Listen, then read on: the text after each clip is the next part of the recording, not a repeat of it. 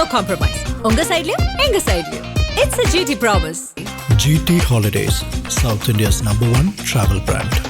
Yes, வீடு, schools, hotels, store room எங்கெல்லாம் partition wall கட்டணும்னாலும் இப்போ பில்டிங் போனஸோட first choice Renocon Rapid Wall Panels. வேலுமணியுடைய ஒரு பிரிவினர் வந்து விஜய் ஆதரிச்சாங்க. பிகாஸ் ஆஃப் நமக்கு வந்து அமைச்சர் பதவி கிடைக்குங்கிற ஒரு ஆசை விஜய் அவர்களுக்கு அமைச்சர் பதவி கொடுக்கல.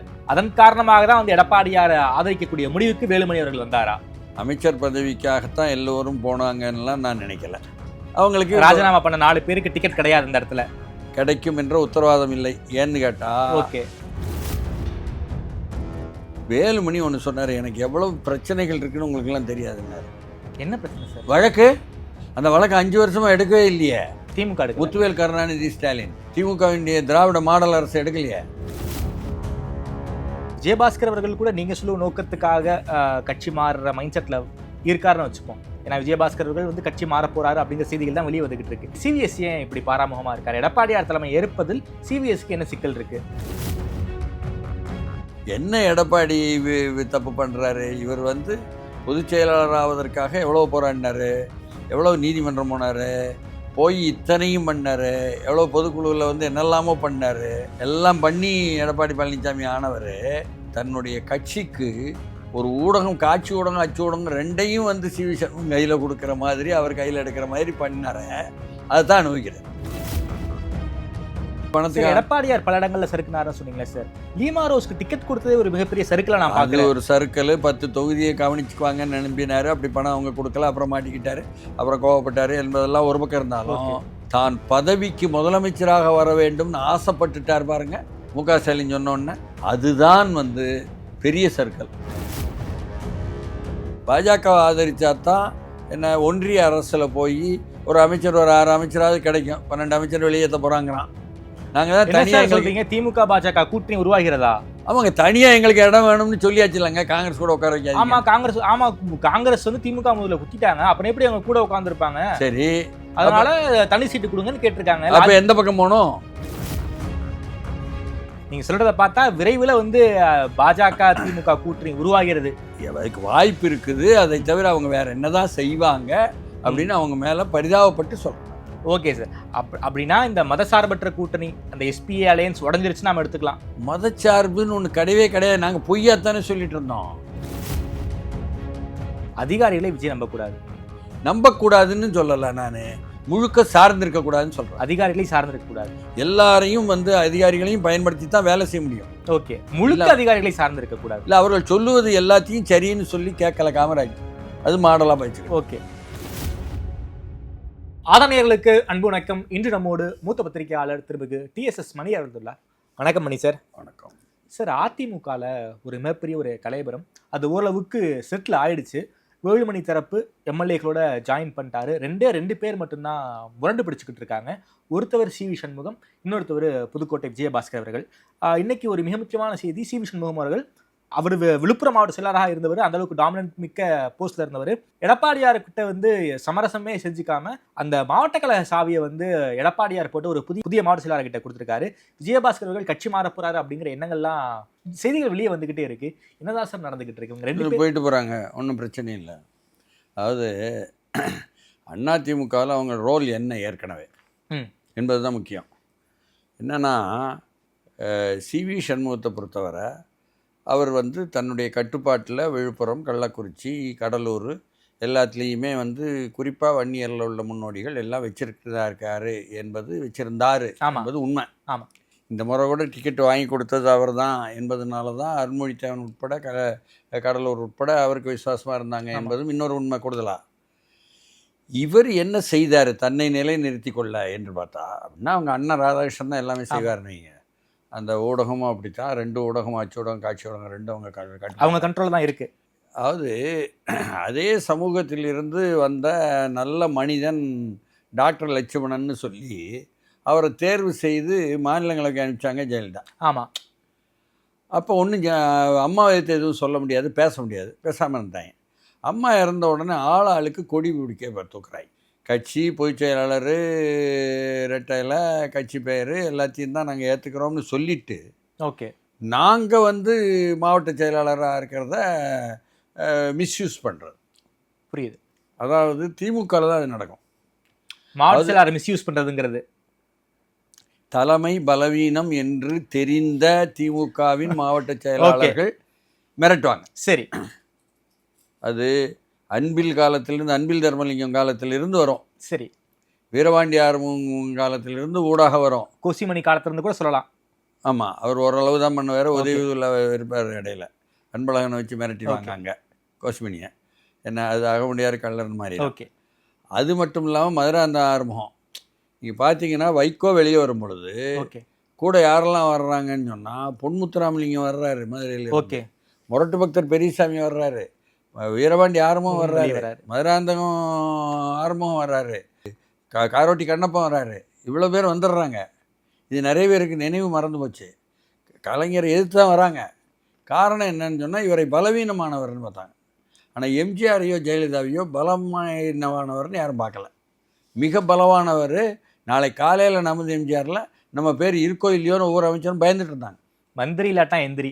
ஆமாம், ஜேஎன்யூஸை பார்த்தாதான் நம்ம மந்திரியா இருக்குமா இல்லையான்னு பயத்திலேயே அந்த அமைச்சர்கள் பல பேர் ஒன்றும் இல்லாதவன் அம்மாவுக்கு பிடிக்காது போல் இருக்கு விஜயகாந்தை உடனடியாக வந்து தாக்கி பேசுவது, என்ன கலைஞரோட பேச்சுவார்த்தையை வந்து தாக்கி பேசுவது, தள்ளுவண்டி தண்ணி வண்டியும் ஒன்று சேரப்போகுது அப்படி பேசுகிறாங்க அப்படின்னு சொன்னோடனே அம்மா விழுந்து சிரித்து அமைச்சர் பதவி கொடுத்ததுனால வந்தவர் தான் விஜயபாஸ்கர். ஆமாம், எப்படி வந்தாருன்னு திறமையினால் அல்ல, அவர் கிளினிக் அந்த பேச்சு. ஆமாம், கிளினிக்கு ராலிமலையில் வச்சுருக்கும் பொழுதே அவரை பற்றி எல்லாம் தெரியும் எப்படின்னு. அதனால் ரொம்பவும் வந்து அவர்கள் வந்து தங்களை மிகையாக நினைக்கக்கூடாது. ஓகே. அவர்களை பற்றி உள்ள வழக்குகள் அப்படியே இருக்குது. குட்கா கேஸ் ஒன்று பேலன்ஸ் இருக்குது, பெண்டிங் இருக்குது. அவர் இங்கே வந்தாருன்னு சொன்னால் அப்புறம் வாஷிங் மிஷின் இங்கே வான்னு கேட்பாங்க. இத்தனையும் இருக்குது விஷயம். இல்லை அவங்களுக்கு வாரியம் கொடுக்கப்படும், ஆனாலும் கூட அது வில்லங்கமாகும். அதனால தான் குதிரை பேரம் என்ன அப்படி இப்படின்னு சொல்லி போட்டு சிபிஐ விசாரணை வேண்டும்னு சொல்லி போட்டு ஆளுநர்கிட்ட கொண்டு வந்து கொடுக்குறாரு அக்ரி கிருஷ்ணமூர்த்தி. ஆளுநர் என்ன செய்வார் எனக்கு புரியல. அவருக்கு அந்த அதிகாரம்லாம் கிடையாது. சும்மா ஒரு படம் காட்டுறது மிரட்டுறது பண்ணலாம். இதில் மிரட்டலில் ஓரளவு எடுபட்டுச்சுன்னு சொன்னால் இன்பதுரை வந்து பேசுவது தான். எஸ், ஆமாம், அவர் லீகலாக பேசுகிறாரு. ஆமாம், குறிப்பாக இவர்கள் மீது பாருங்கள், தகுதி நீக்கத்துக்காக நாங்கள் கொடுத்த பிறகும் கூட நீங்கள் வந்து அதை நிலுவையில் வச்சு விட்டு ராஜினாமான்னு அதே ஆட்கள் தப்பிக்கிறதுக்காக ராஜினாமா பண்ணால் எப்படியா இருக்கலாம்? நாங்கள் நீதிமன்றம் போனோம்னு சொன்னால் அது வரும்பொழுது நீங்கள் இடைத்தேர்தல் அதே ஆளை நிப்பாட்டினா தடை வாங்கிடுவோம் அப்படிங்கும்போது எல்லாருமே பயப்படுறாங்க. அப்போ தாவேக்கா தலைமை என்ன செய்யும்? சரி அப்போ இவங்களுக்கு போடாமல் அந்த இடத்துல இடைத்தேர்தல் வந்தால் ஒரு தாவேக்கா வந்துடுவாங்க. ஓகே. அவங்களுக்கு ராஜினாமா பண்ண 4 பேருக்கு டிக்கெட் கிடையாது, அந்த இடத்துல கிடைக்கும் என்ற உத்தரவாதம் இல்லை. ஏன்னு கேட்டால் ஓகே, ஏற்கனவே அமைச்சர்களாக இவர்களுக்கு போட்டிங்கன்னு சொன்னால் பிரச்சனைன்னு வந்துச்சுல்ல. ஆமாம், வேலுமணி வகையராவுக்கு அதில் பின்வாங்கிட்டாங்கல்ல. அதேமாரி அதுலேயும் கூட எதுக்கு தேவையில்லாமன்னு நினைப்பாங்க. சரிங்க சார். வேலுமணியுடைய ஒரு பிரிவினர் வந்து விஜய் ஆதரிச்சாங்க. பிகாஸ் ஆஃப் நமக்கு வந்து அமைச்சர் பதவி கிடைக்குங்கிற ஒரு ஆசை. விஜய் அவர்களுக்கு அமைச்சர் பதவி கொடுக்கல. அதன் காரணமாக தான் வந்து எடப்பாடியார் ஆதரிக்கக்கூடிய முடிவுக்கு வேலுமணி அவர்கள் வந்தாரா? இல்லை, அதாவது அமைச்சர் பதவிக்காகத்தான் எல்லோரும் போனாங்கன்னெலாம் நான் நினைக்கல. எடப்பாடியார் எப்படி சொன்னார்? அவர் சொல்லிட்டு போகிறாருங்க. அவர் இந்த பக்கம், அவர் இங்கே அந்த பக்கம் சொல்லுவார். வேலுமணி ஒன்று சொன்னார், எனக்கு எவ்வளோ பிரச்சனைகள் இருக்குன்னு உங்களுக்கெல்லாம் தெரியாதுன்னாரு. என்ன பிரச்சனை சார்? வழக்கு. அந்த வழக்கு 5 வருஷமாக எடுக்கவே இல்லையே திமுக. முத்துவேல் கருணாநிதி ஸ்டாலின் திமுகவின் திராவிட மாடல் அரசு எடுக்கலையே. கூட சேர்ந்து வழக்கில் உள்ளவரை தானே வந்து ஐஏஎஸ் அதிகாரியை பெரிய அளவுக்கு சொந்தக்காரரை என்ன கொண்டு வந்து மேலே வச்சுருந்தாரு அப்பவும் ஆட்சியில். அதற்கு பிறகு இப்போ மறுபடியும் அவருக்கு நல்ல போஸ்ட் கிடச்சிருக்கு. அது ஏன்னு கேட்கானே. இப்படிலாம் இருக்குது. வில்லங்கம்னா நிறைய வில்லங்கம் இருக்குங்க. ஓகே. ஐஏஎஸ் ஐபிஎஸ் அதிகாரிகள்கிட்ட நிறைய வில்லங்கம் இருக்கும். அதனால் எல்லாருமே வில்லங்கமாக இருந்தால் யாரையாவது தான் எடுத்து போடணும்னு கேட்பார் விஜய். என்ன செய்வீங்க? அது கலைஞர் சொன்ன மாதிரி பாதிக்கு மேலே நுரையீரல் கெட்டு போச்சு. அப்படி தான் இருக்கானுவா. அவங்களுக்கு தப்பிக்கணும் வழக்கில் இருந்து. ஓகே. அது விஜயபாஸ்கருக்கும் வேலுமணிக்கும் முக்கியம், தங்கமணிக்கும். அதனால கூட இருக்கலாம். ஓகே. அதையே அவர் அப்படி சொன்னார். அது வந்து ஒரு தற்காப்பு மனோபாவம் என்பதிலிருந்து கூட அவர்களுடைய நிலை இருக்கலாம். ஆனால் உள்ளது மூச்சு நொல்ல கண்ணா, சட்டமன்ற உறுப்பினரும் போச்சு, மாவட்ட செயலாளரும் போச்சு, அப்போ நம்ம ஒருத்தரும் மதிக்க மாட்டான் என்பது அவர்களுக்கு புரியும் என்பது நமக்கு தெரியாது. என்ன காரணம்னா, வேலுமணி எப்படி வந்தார் மேலே? வேலுமணி கட்சியில் மேலே வந்ததற்கு காரணம், ராவணன் அங்கே விவசாய கல்லூரியில் படித்தார். ராவணனை சார்ந்து நின்று வேலுமணி கொண்டு வரப்பட்டார். ஆனால் அதே நேரத்தில் இப்போ வேலுமணி இடத்துல மாவட்ட செயலாளராக சேமா வேலுச்சாமியை போட்டிருக்காரு. சேமா வேலுச்சாமி யார்? தொண்டர்களால் தலைவரானவர் சேமா வேலுச்சாமி அதிமுகவில், புரியுதுங்களா? அதனால் தன்னை விட வலுவானவர் அவர்கள். நாம் வலு போல் காட்டிக்கொண்டு என்ன படுகா டான்ஸ் ஆடுவோங்கிறது தான் பண்ண முடியும். அதனால் வள்ளி கும்மி என்ன ஒவ்வொருத்தருக்கும் தெரியுங்க அவங்களுடைய பலவீனம். இதை வந்து ரொம்ப பெருசாக சீரியஸாக, இது வணிக சூதாட்டத்திற்குள்ளே தான் இந்த தேர்தல் அரசியலே இருக்குது. அதனால வணிகத்துக்குள்ளே உள்ள போக்குவரத்து. சார், நீங்கள் சொல்கிறத இப்படி பார்த்துக்கிட்டா கூட விஜயபாஸ்கர் அவர்கள் கூட நீங்கள் சொல்லுவ நோக்கத்துக்காக கட்சி மாறுற மைண்ட் செட்டில் இருக்காருன்னு வச்சுப்போம். ஏன்னா விஜயபாஸ்கர் அவர்கள் வந்து கட்சி மாற போறாரு அப்படிங்கிற செய்திகள் தான் வெளியே வந்துகிட்டு இருக்கு. சிவிஎஸ் ஏன் இப்படி பாராமுகமாக இருக்காரு? எடப்பாடியார் தலைமை ஏற்பதில் சிவிஎஸ்க்கு என்ன சிக்கல் இருக்கு? அதாங்க, அவர் டாக்டர் அப்போலேருந்து தன்னுடைய கட்டுப்பாட்டில் எல்லாம் இருக்கணும்னு நினச்சிக்கிட்டு தான் கட்சி வைக்கணும்னு நினச்சிக்கிட்டு எல்லா இடத்துலையும் மாவட்ட செயலாளர்களை மாவட்டங்களை வந்து பிரிக்கணும்னு சொல்லும் பொழுது வேலுமணி தன்னுடைய அதிகாரத்தை வச்சுக்கிட்டும் சிவி சண்முகம் தன்னுடைய அதிகாரத்தை வச்சுக்கிட்டும் பிரிக்கக்கூடாதுன்னு சொல்லிட்டு இருந்தாங்க கட்சிக்குள்ள. ஆமாம். அப்போது டாக்டர் லட்சுமணனை வந்து ஒரு மாவட்ட செயலாளர் ஆக்கலாம் என்ற ஆலோசனை வந்தபோது ஆக்கினீங்கன்னா பார்த்துக்கிடுங்கன்னு ஓபிஎஸ்ட்டை போய் மிரட்டினார். ஓகே. அன்றைக்கு ஓபிஎஸ் வந்து துணை முதல்வராகவும் என்ன ஒருங்கிணைப்பாளராகவும் இருக்கும் பொழுது அதற்கு பிறகு தானே இது லாயக்கப்படாது இவங்க கூடன்னு சொல்லி போட்டு திமுகவுக்கு போயிட்டார் லட்சுமணன். அவரே தோற்கடிச்சார். போய் இவரையே தோற்கடிச்சார் சிவிஎஸ்சியே. இவர் அதற்கு முன்னால் எப்படி வெற்றி பெற்றார்? பசுபதி அந்த பகுதியில் பாமகவில் இருந்தார் பொறுப்பு. பசுபதியை வைத்துத்தான் இவர் வெற்றி பெற்றதே சிவி சண்முகம் என்று சொல்கிறாங்க. இன்னைக்கு பசுபதி அவர்கள் மாவட்ட செயலாளர். பசுபதி வந்து 2000 பேரை கூட்டிடுறாரு பக்கத்தில் கல்யாண மண்டபத்தில். இவர் 50 பேரோடு தான் வந்தார். இது அங்கே தெரிஞ்சு போச்சு வன்னியர் சமூக மக்கள் மத்தியிலேயே. இவர் வந்து பொன்முடி கூட வந்து அப்படி வந்து ஒரு நல்ல உறவு வைத்து கொண்டு இருந்தார் பேசிக்கிட்டோம் என்பதும் தெரியும். பொன்முடிக்கு வந்து அங்கே உள்ள வன்னியர் சமூகத்தில் உள்ள திமுக தொண்டர்களை ஏற்க மாட்டார்கள் என்பதும் யதார்த்தம் உண்மை. இத்தனை விஷயங்கள் இருக்குது. அதற்கப்புறம் சரி இந்த தொகுதி என்பதாக வந்து நின்ன தொகுதி இருக்குத சிவகுமார் தொகுதி, அதுலேயும் கூட அவருக்கு வந்து அந்த பக்கத்தில் திமுக பக்கம் பேசாமல் டம்மி வேட்பாளர் எதுக்க கொண்டாந்து நிப்பாட்ட மாட்டாங்க. இத்தனை விஷயங்களும் இருக்குது வணிகத்துக்குள்ளே. அதனால் இதெல்லாம் கீழே உள்ளவங்களுக்கு தெரியுங்க. ஓகே. அந்தந்த மாவட்டத்தில் வெளியே உள்ளவங்களுக்கு நம்ம பார்க்கும்பொழுது பெருசாக தெரியுது எல்லாரையும். அதனால் இப்படி நிறைய தொடர்ந்து செய்து கொண்டிருக்கும் பொழுது என்ன எடப்பாடி தப்பு பண்ணுறாரு? இவர் வந்து பொதுச் செயலாளர் ஆவதற்காக எவ்வளோ போராடினார், எவ்வளோ நீதிமன்றம் போனார், போய் இத்தனையும் பண்ணார், எவ்வளோ பொதுக்குழுவில் வந்து என்னெல்லாமோ பண்ணார். எல்லாம் பண்ணி எடப்பாடி பழனிசாமி ஆனவர் தன்னுடைய கட்சிக்கு ஒரு ஊடகம், காட்சி ஊடகம் அச்சு ஊடகம் ரெண்டையும் வந்து சிவி சண்முகம் கையில் கொடுக்குற மாதிரி அவர் கையில் எடுக்கிற மாதிரி பண்ணார அதுதான் அனுபவிக்கிறார். ஓகே.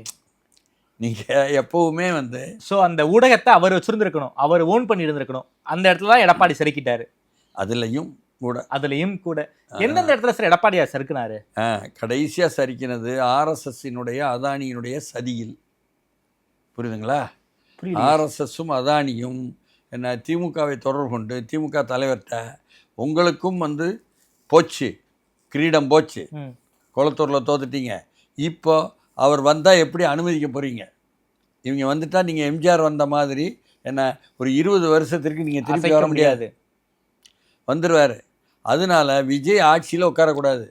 அதுக்கு ஒரே வழி என்னென்னா, நீங்கள் முதல்வராவது என்று சொல்லி உதயாவை கொண்டாந்தால் அதிமுக ஆதரிக்காது.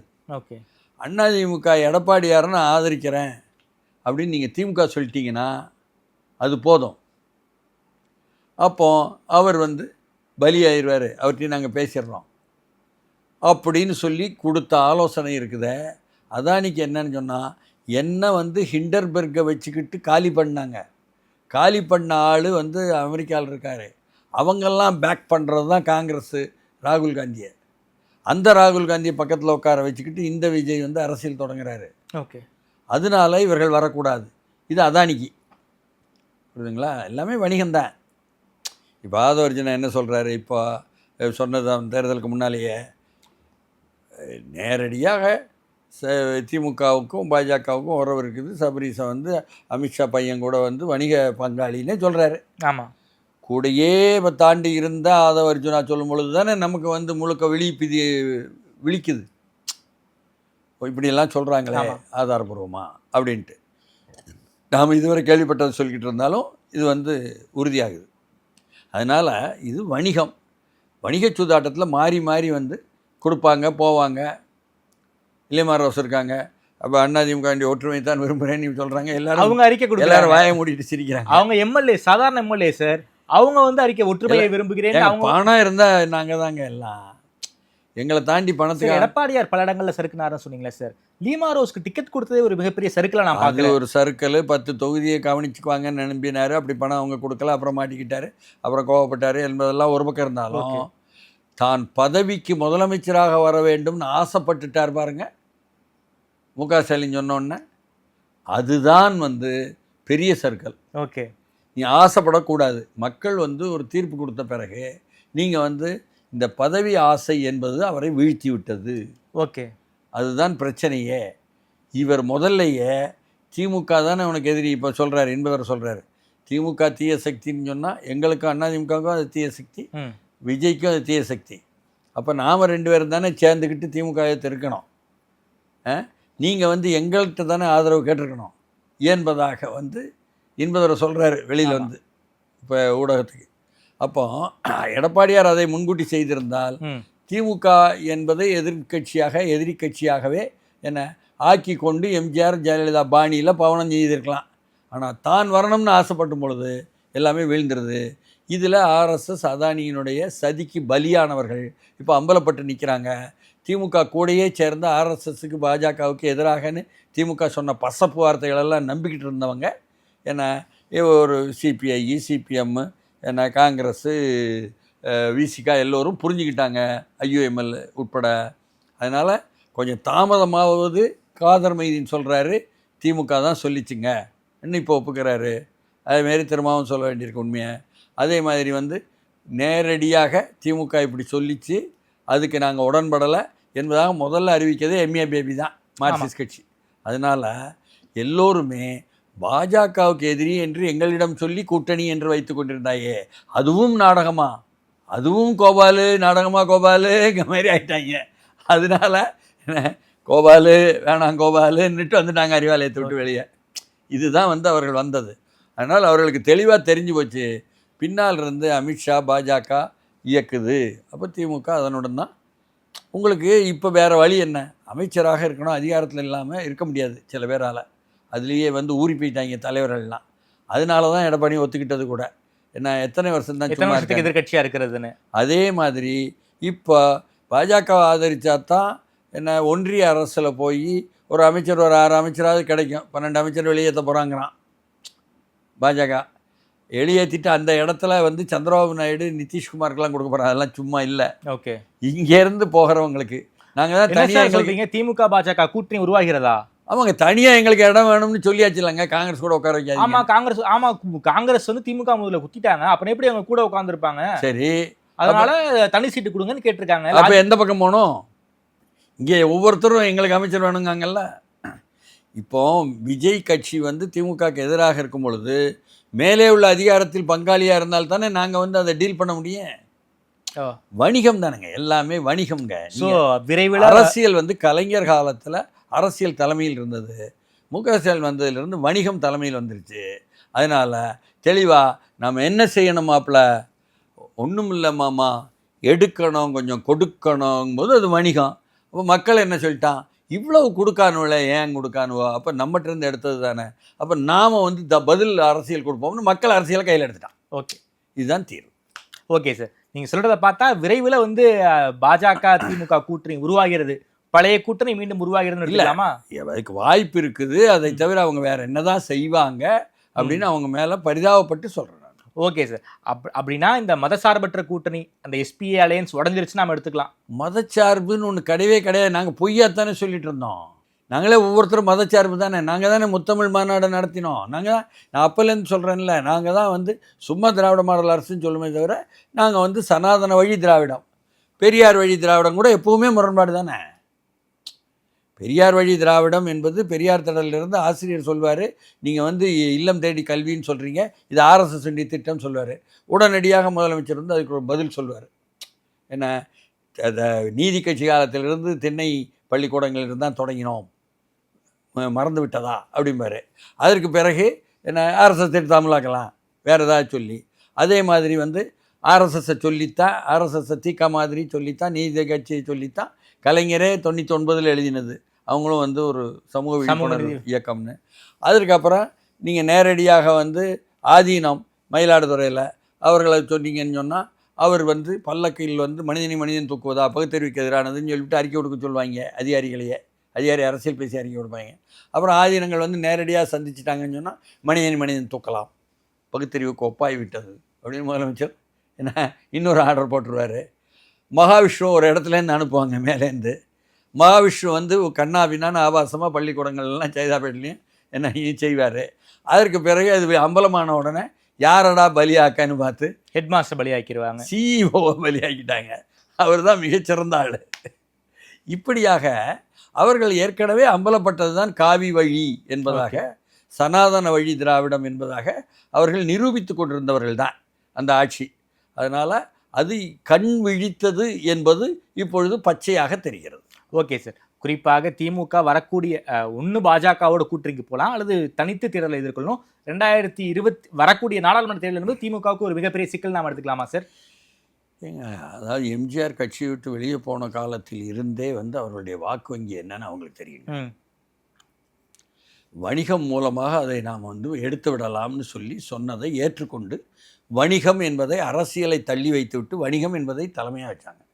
வணிகம் என்பதை தலைமையாக வச்சிங்கன்னு சொன்னால் அது இப்படித்தான் போய் முடியும். ஓகே, அதனால் தொடர்ந்து வணிகம் என்பதைத்தான் தலைமையாக வைக்க வேண்டும் என்ற நிலையில் இருக்கக்கூடிய ஒரு கட்சி என்ன செய்ய முடியும்? அதிகாரத்தில் உள்ளவர்களுடன் இணையாவிட்டால், அதிகாரத்தில் பங்களிப்பு செலுத்தாவிட்டால் வெறும் வணிகத்தை வைத்துக்கொண்டு என்ன ஓட்ட முடியும் என்பதை நாடு பார்க்கும். சமீபத்தில் தமிழக முதல்வர் விஜய் அவர்கள் டெல்லி போயிட்டு ஒன்றிய பிரதமர் மோடி அவர்களை பார்த்தாரு. அமித்ஷா அவர்களுக்கு நேரம் கொடுக்க முடியாத சூழலுங்கிறாங்க. ஒன்றிய நிதியமைச்சரை பார்த்துருக்காரு. அதுக்கப்புறம் காங்கிரஸ் தலைமையை பார்க்கக்கூடிய சூழல் இருந்துச்சு, ஆனால் பார்க்க முடியல பிகாஸ் ஆஃப் கர்நாடகா இஷ்யூ போயிட்டு இருந்துச்சு. விஜயோடைய டெல்லி பயணம் எப்படி சார் பார்க்குறீங்க? ஒன்றும் இல்லை, மரியாதை நிமித்தமான ஒரு சந்திப்பு தான் டெல்லி பயணம். அது மரியாதை நிமித்தமான பயணத்தை நாம் வந்து இஷ்டத்துக்கு ஊக்குவிப்போம்ல. இங்கே வந்து எல்லா ஊடகங்களும் என்ன அச்சு ஊடகங்கள், காட்சி ஊடகங்கள் எல்லாமே மெயின் ஸ்ட்ரீம் மீடியா என்று சொல்லக்கூடிய வந்து முக்கிய நீரோட்ட ஊடகங்களானாலும் சரி, அல்லது வந்து மற்ற யூடியூப் சேனல்ஸ் என்று சொல்லக்கூடியவர்களானாலும் சரி, எல்லாமே வந்து எங்களுடைய செல்வாக்கில் இருக்கும் இந்தாங்க எழுத்தாணியில் இருந்து உதவி என்பதாக போட்டுக்கொண்டிருந்ததற்க விளம்பரங்கள் இந்தாங்க அதிகமாக தர்றோம் என்று போட்டுக்கொண்டதில் நல்ல சுவைத்தவங்க என்ன செய்வாங்க? சுவைத்தவங்க இன்னமும் அந்த சுவையிலேயே இருந்து கொண்டு யூகத்தில் அங்கே பார்ப்பார், இங்கே பார்ப்பார், இவர் கேட்டார்ன்னு சொல்லுவாங்க. அப்புறம் ஐயோ பார்க்கவில்லையேன்னு சொல்லுவாங்க. அதை வந்து பெருசாக வந்து எடுத்து எழுதுவாங்க அதிகாரபூர்வமான ஏட்லேயே. இது ஒரு கழக அரசியல். ஓகே, புரியுதுங்களா? ஆனால் கலக அரசியல் என்பதை வைத்து எத்தனை நாள் ஓட்ட முடியும் என்பது தான் கேள்வி. ஓகே சார், குறிப்பாக விஜயோடைய பெர்ஃபார்மன்ஸ் நாம் வந்து இப்போ எதுவும் சொல்ல முடியாது. இப்போ தான் ஆட்சிக்கு வந்து உட்கார்ந்துருக்காங்க. என்ன சார் செய்யணும், என்ன செய்யக்கூடாது சார்?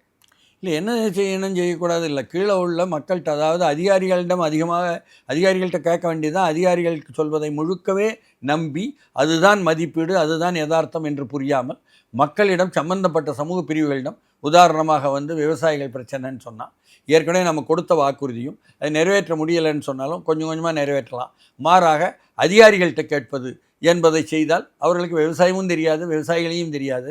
அதாவது உலக வர்த்தக அமைப்பில் கையெழுத்து போட்டிருந்த மொரசல் மரங்கள் கையெழுத்து போட்டது காமர்ஸ் மினிஸ்டர் இருக்கும்போது.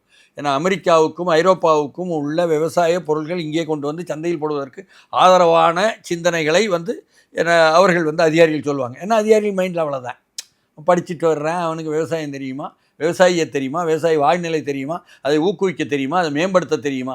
அதனால் நேரடியாக சம்பந்தப்பட்ட மக்களிடம் கருத்து கேட்பது என்பதை முதன்மைப்படுத்தி கொண்டு தன் அமைச்சர்களையும் அதற்காக செலவழித்து கொண்டு தன் எம்எல்ஏக்களை அதற்காக வேலை வாங்கி கொண்டு அதில் வரும் கருத்துக்களை வைத்து மேசையில் போட்டு முடிவு செய்தார் என்று சொன்னால் மாசத்துக்கு சொல்வார். என்ன பல்வேறு கருத்துக்கள் வந்து மேசையில் போடுங்கள், மேசையில் போட்டு அதிலிருந்து எடுத்துக்கொள்ளுங்கள் அப்படின்னு சொல்லிவிட்டு ஓகே, அது மாதிரி செய்யலுமே தவிர அதிகாரிகளை மட்டுமே சார்ந்திருந்தால் அதிகாரிகள் ஒவ்வொருத்தருக்கும் தனித்தனி நலன் இருக்கும், தனித்தனி சிந்தனை போக்கு இருக்கும். அது அரசாங்கத்தை மக்களுக்காக நடத்துவது என்ற சிந்தனை போக்கு சத்தியமாக இருக்காது என்பதை புரிந்து கொள்ளலாம். அதிகாரிகளை விஜய் நம்பக்கூடாதுன்னு சொல்லலை, நான் முழுக்க சார்ந்திருக்கக்கூடாதுன்னு சொல்கிறேன். அதிகாரிகளை சார்ந்திருக்கக்கூடாது, எல்லாரையும் வந்து அதிகாரிகளையும் பயன்படுத்தி தான் வேலை செய்ய முடியும். ஓகே, முழுக்க அதிகாரிகளை சார்ந்திருக்கக்கூடாது. இல்லை, அவர்கள் சொல்லுவது எல்லாத்தையும் சரின்னு சொல்லி கேட்கல காமராஜ். அது மாடலாக பயிச்சுக்கணும். ஓகே சார், என்ன சார் சிக்கல் இருக்கு விஜய் ஆட்சிக்கு? குறிப்பாக அந்த குதிரை பேரம்ங்கிற இஷ்யூ வந்து ஒரு பெரிய அளவில் பேசிக்கிட்டு இருக்காங்க. அவன் எல்லாரும் எப்பவுமே குதிரை பேரம் தானே பண்ணுவாங்க. அது வந்து அந்த காலத்தில் இருந்து ஒரு 4 எம்எல்ஏக்களை ராஜினாமா பண்ண வச்சிருக்காங்க. இது வட இந்தியாவில் பாஜக செய்யக்கூடிய வேலைக்கிறாங்க. இல்லைங்க, தமிழ்நாடு வந்து அதில் தலை உயர்ந்தது. 1991 அது வந்து தலை உயர்ந்தது. அப்படியெல்லாம் வந்து அடுத்த கட்சியின் எம்எல்ஏக்களை கொஞ்சம் கொஞ்சமாக வெவ்வேறு பாணியில் எடுப்பாங்க. அதுக்கு பேர் நான் சொல்லுவேன் வந்து அது பைபாஸ் பாலிடிக்ஸ். அதாவது கட்சி தாவல் தடை சட்டம்னு ஒன்று இருக்குது. அப்படி இருக்கும் பொழுது அதில் அடிபடாமல் நாங்கள் பைபாஸ் பண்ணி போவோம். என்ன அப்படி பைபாஸ் பண்ணி போவது என்பதில் எம்எல்ஏக்களை எடுப்பது என்பதை என்ன இப்போ நம்ம மதிமுக வைகோன்னு தான் சொல்கிறாரு. எங்கள்கிட்டருந்து வந்து இவரை கம்பராமகிருஷ்ணனை எடுக்கலையா திமுக? என்ன அனிதா ராதாகிருஷ்ணன் அதிமுகலேருந்து எடுக்கலையா? எங்கள்கிட்டருந்து காரோட்டி கண்ணப்பண்ண எடுக்கலையா? என்ற விஷயங்கள்லாம் சொல்கிறாங்க. ராஜினாமா பண்ண சொல்வது, அதற்கப்புறம் தங்கள் கட்சியில் சேர்ப்பது, அதற்கு பிறகு முடிந்தால் எம்எல்ஏ ஆக்குவது, இல்லாவிட்டால் தோற்று போவது, இதெல்லாம் வந்து எல்லோரும் தான் செஞ்சுருக்காங்க. இதை வந்து வழக்கமாக செய்யக்கூடிய பாணியில் வந்து செய்து தான் நம்மளை நிறுத்தி கொள்ளணும் அப்படின்னு சொல்லும்பொழுது அதற்கு வாய்ப்பு இருக்குதுன்னு சொல்லும் பொழுது சரி நம்மை நிலைநிறுத்தி கொள்ள வேண்டுமே, ஏன்னா திமுக கூட்டணிலையும் இருக்கோம், உங்களுக்கும் ஆதரவு தரோம் அப்படிங்கும்போது பயமாக இருந்துச்சு அவங்களுக்கு. அந்த பயத்தில் செய்தது தான். ஓகே, இப்போ அமைச்சராகவே ஆகிவிட்டாங்கன்னா திமுக கூட்டணியில் இல்லை அப்படின்னு ஆயிரும். அதனால் திமுகவை இறங்கி அவங்கள திட்ட ஆரம்பிச்சாச்சு அப்படின்னு ஆயிரும். திட்டம் மட்டுமா செஞ்சாங்க, அடிக்கவே செஞ்சுருக்காங்களே. அதையும் செய்வாங்க. குன்னத்தில் பார்த்தோம். ஆமாம். ஸோ சார், திருமாவர்கள்கிட்ட எந்த ஒரு ஆசோலேஷனும் இல்லை, முழுமுற்றாக விஜய் ஆதரிக்கிறார் நம்ம எடுத்துக்கலாமா? இல்லை, அவர் வந்து அரசியல் ரீதியாக பார்க்குறாரு விஷயங்களை. ஓகே, சனாதனத்தை பற்றி அர்ஜுன் சொல்லும் பொழுது பதில் சனாதனம் தான் என்னென்ன அழகாக வளர்க்குறாரு. அதனால் அவருக்கு தெரியும் பாஜக பின்னால் இருந்து இந்த வேலையெல்லாம் செய்யுது, ஆர்எஸ்எஸ் செய்யுது, அதானி செய்கிறாரு, எல்லாம் தெரியும். ஏன்னா அதனால் திமுகவுக்கு பின்னால் இவர்கள் தான் இருக்கிறார்கள், திமுகவுடன் கூட்டில் அவர்கள் தான் இருக்கிறார்கள் பாஜக ஆர்எஸ்எஸ் என்பது தெரிந்து சிலர் முழுமையாக சொல்ல மாட்டாங்க. ஏன் இன்னைக்கு ரவிக்குமார் சொல்லிட்டாரு, இதுவரை இல்லாத வரலாறு வந்து என்ன படைச்சிட்டாங்க. பட்டியலின மக்களை வந்து கொண்டு வந்து அதிகாரத்தில் அமைச்சரத்தில் உட்கார வைப்பது என்பதில் வந்து அம்பேத்கர் சொன்ன கனவு இப்பொழுதுதான் நிறைவேறி இருக்கிறது என்று ரவிக்குமார் இன்னைக்கு எழுதுறாரு. இன்னைக்கு வந்து அப்படின்னா என்ன அர்த்தம்? மாடல் அரசு என்பது, திராவிட மாடல் அரசு என்பது உண்மையான அந்த சாராம்சத்தை கொண்டதாக இல்லை என்று திமுக சார்பு என்று ஊரெல்லாம் அறியப்பட்ட நண்பர் ரவிக்குமாரே சொல்லிட்டார். போதுமா? அதனால் இதெல்லாம் கற்றுக்கணும் நம்ம நிதானமாக விஷயம். கைப்புண்ணுக்கு கண்ணாடி தேவையில்லைங்கிறீங்க. ரொம்ப நன்றி சார். தமிழ்நாடு அரசு தொடர்பான பல்வேறு கேள்விகளுக்கு ரொம்ப பதில் சொல்லியிருக்கீங்க. மேலும் கொடுத்து பேசி நமக்கு நன்றி மணி சார்.